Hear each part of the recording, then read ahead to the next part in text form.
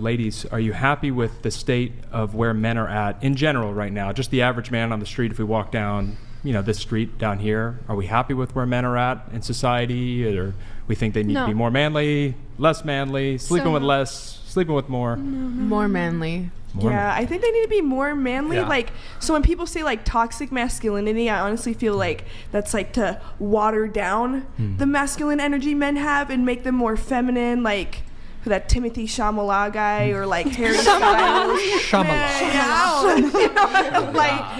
Stuff like that. I could never be with a guy like that. I want a guy who can protect me and, just provide. And then the toxic masculinity, I feel like they need our feminine energy. What's and toxic masculinity? It's made up. It's made up to water them down to be feminine. I do not believe in that. I think men need to be more manly. And they don't mean to be the toxic. Yes, we love it. Okay. We love it. Okay. Yes. Okay, there we go. And then I was going to say, Brian, are you happy on the reverse with where women are at right now?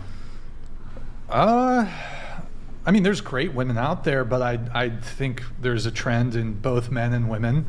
Men are lacking in masculinity. Women are lacking in femininity. I think there's a lot of degeneracy and I think you have men addicted to porn. I think then that's something that you guys are on a crusade against, and then or helping men with at least. And women are, and also men are, very. I used to play video games, but I think a lot of men are suffering additionally from video game addiction. Maybe that's your next who knows thing. But, I was going to say, because we all have this moral relativism. I can never say that word correctly, but just you have an idea what you think is right. You have an idea. You have an idea. You have an idea. And it's interesting, as we were preparing for this, just going back to what do we believe? Where is our morals coming from? We all have this natural law in our heart of we know what's right, we know what's wrong. And when we look back, we said we got to go to the good book. We open up the Bible and we're looking at things like don't have premarital sex, don't be committing adultery, don't be sexually immoral, threesomes, you name it.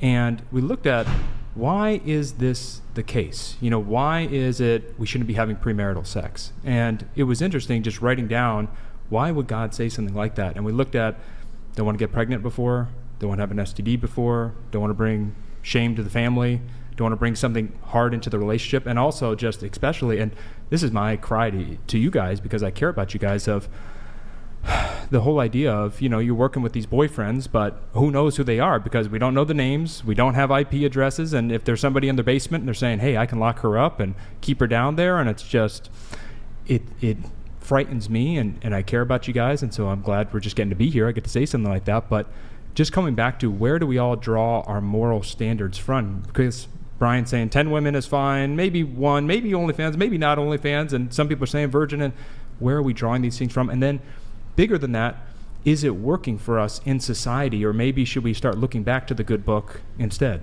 I think the Bible's made up, and I think the 10 Commandments honestly was just something to kind of scare us into being good, into but I also feel like the Bible and the 10 Commandments is kind of like a coping mechanism for some people to just live day to day and be good, do that, you'll get to heaven when you die. It's kind of just some assurance, when they die, they feel comfortable. But honestly, when you say premarital sex, I don't agree with that because it's okay, you marry somebody and what if you guys aren't compatible sexually? So it's and then you have to go through a whole divorce and all of that. Well, a couple of things. First, when Beck and I first got married, it took time. It took time, and that's one of the beautiful things about marriage is exactly. I ain't going nowhere, you ain't going nowhere. We are iron sharpening iron. We are improving each other, and that's a really, really cool thing. And there's this interesting stat of women have a lot more orgasms and sexual satisfaction when they're actually married. There was this crazy stat we read where it was only 11% of women will have an orgasm the first time they hook up with someone. Now, before I met Manny, I definitely struggled in college. I slept around for a time, and I never had an orgasm with someone. This is something people don't want to talk about. It's just even in porn, there's another stat where only 18% of porn scenes show women having orgasms. Yeah, so the ones I've done, they make him fake it. But when we talk about porn and it's female empowerment, but it's just like, it's not even showcasing women as important enough to get that enjoyment out of having sex, you know? Yeah, it's a big part. Sometimes, like, obviously, you can get pleasure from not coming, and also sometimes it's just like it's a job at the end of the day. Like, it's getting the job done. Like, you know, we're on set for like a long day. You're not going to be like sat there for 20 minutes. I don't know, trying to make yourself. Gosh, I want to come back to the Bible thing for just a second, just because that was one thing of coming on and being in front of millions of people potentially. Like, what do you believe? And looking back at it, it was a very interesting thing. One of them was we have to have objective truth, right? So you can't say my truth is the truth and your truth is the truth and your truth is the truth, because how do you know that to be true? So we have to have some truth. One of the things that atheists have said is that space, time, and matter, bam, the Big Bang. So if there was no space, time, and matter before, something had to be before. So some God, something had to be there before. And then we look at, could a miracle happen? Well, if God could create the world, then he can make miracles. And then you look at Jewish writers who were talking to Jesus, and Jesus saying, I'm the Son of God. It would be blasphemous for them to make this up. Just the whole idea of, hey, this guy, he died on a cross, took our sins, rose from the dead, performed all these miracles.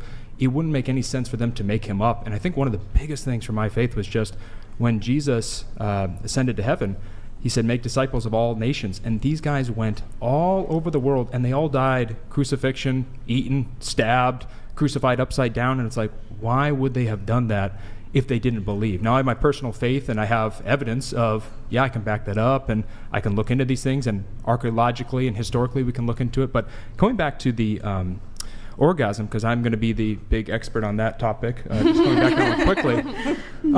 It's interesting in porn, if you don't have a 14-inch penis and you're someone like me with only a 12-inch, you're considered terrible. I wish, but well, anyway. But the whole idea is, you are shamed and you're never going to be able to please a woman. And the fact that, 75% of women can't even have an orgasm? About 70% can't experience an orgasm from penis and vagina sex. And it's interesting because if we just want to have orgasms, if we just want to do that, well, we can all jerk off to porn, we can all grab the vibrator, we can be by ourselves, and we don't need to be by anyone. And that's, coming back to the original point of one of the things with men in this world, 63% of men are single by choice under 30, going, I got my girlfriend right here, I got my everything right here, I got my gambling, I got my weed, I got my alcohol, why do I need to go out and procreate? And it's crazy because we got a 1.6% birth rate right now. I'm doing my job, got our third on the way right now, and so we're trying to keep the earth populated, but it legitimately is a scary thing of this world could go extinct. So that's why when we look at the married men watching porn, we're going, you got to handle these problems. We can't be having more divorces. We can't have more single men saying, I want to stay single, I want to stay with you. I want you guys to make money and be able to survive and do all those things. I don't have a problem with that, but I think the bigger thing is looking at it in a much, much bigger light. And that was Becca and I. We just said, if this could save one marriage, if it could prevent one SA from happening, if it could prevent one self-deletion from happening, then it'd all be worth it. So big rant, big ramble, big all that stuff. But coming back to a way, way bigger point of just that whole concept of if it could save one life, if it could save one marriage, if it could prevent one SA from happening. I mean, literally thinking of that girl, thinking of that boy, because people go down these rabbit holes and they're watching porn and they're turned on, and then all of a sudden they see something scary, and these neurons that are firing together, now wiring together, and they see a woman get hit, and they're like, why do I have a boner right now after watching that woman get slapped? And there's a crazy stat, 20.7% of straight men have viewed gay porn in the last 6 months. And so you look at that, and I talk to these men all the time, and they're like, I watch this. I'm like, I don't even know what this stuff is. And they're like, it's like Andy in The Office, like, am I gay? And I'm like, dude, no, your brain has been hijacked. There's a big reason for that, though. So I also went to school for psychology, and one of the things that we studied was porn addiction or corn addiction and things like that. And so people who become addicted to corn, vanilla sex then becomes boring to them. Right. So they go deeper and deeper and deeper to a point where, well, now the only way that I can view sex is on my phone, and it's BDSM, things like that. And now they go to their wife and they're like, hey, I'm not performing correctly, or like, what's going on? It becomes such a deeper problem. Yeah, I remember you were saying that earlier. Just, it's such a pervasive idea that like it's the partner's fault. Like I some way wasn't sexually pleasing enough for Manny that he had to go to this other source. But I wasn't designed for that. Like, I'm not a gangbang. I'm not gonna meet no. that need. But like, people need new and novel. Like when someone starts out, what do they do? Like the average age that someone starts watching porn now is 8 years old. And at first it's, hey, I'm looking at a Playboy photo, or I'm looking at a Victoria's Secret magazine. Ooh, I'm sneaking it from my parents. Great. For a little bit, that's exciting.